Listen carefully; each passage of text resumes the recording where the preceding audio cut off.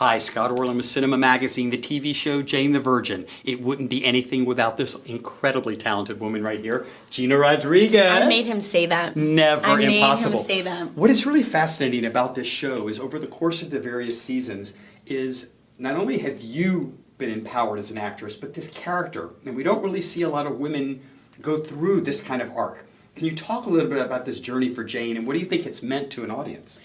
I feel exactly the way you do, Scott, because as an actor, I feel very lucky that I've had this opportunity. Not only because Jenny is so conscientious of what's going on in our world and making sure that we're touching subject matters that happen to coincidentally touch my heart in the real world.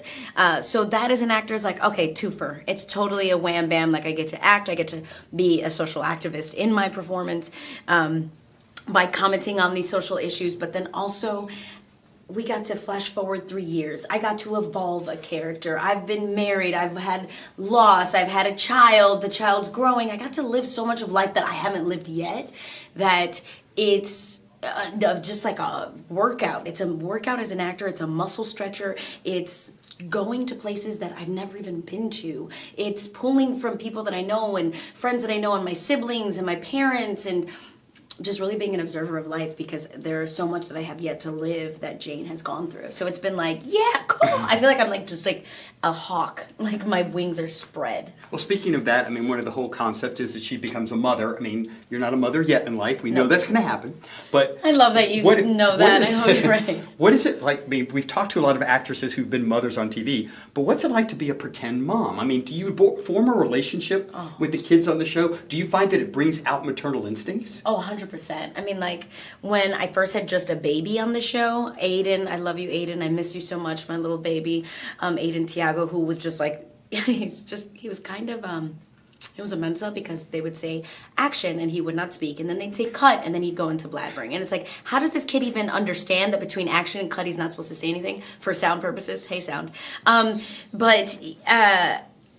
mean, when he had to grow up, I was, when we had to do that 3-year forward, I was like devastated. I was like, and he loved me, and he would just kiss up on me, and he'd hold on me, and the mothers are always so loving, and the mothers are very loving with my relationship with them, and I take it very seriously that I create a bond because I don't want it to be like, yeah, that they don't like each other, so it's very important to me to get close to the child, which then means I get close to them, and then when they leave, I am devastated.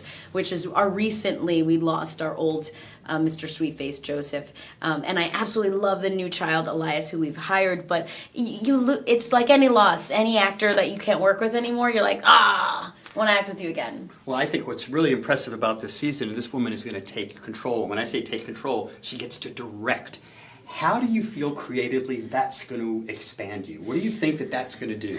I am going to be very honest. From the second we started Jane, I am a very technical actor. So like hitting your mark, opening yourself to camera, I am very conscientious of like continuity and all that. And that's because at NYU they made us do everything else. I directed at NYU. I mean, I majored in theater and I minored in film.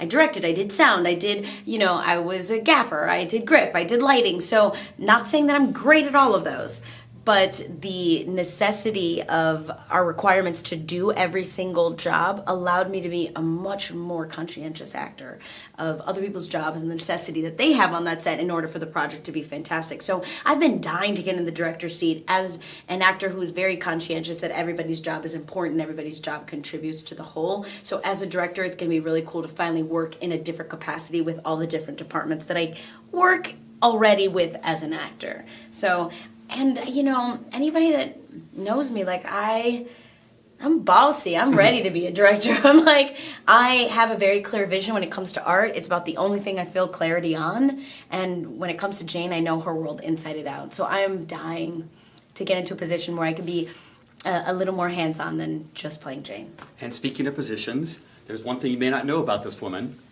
Oh, he's trying to fight me.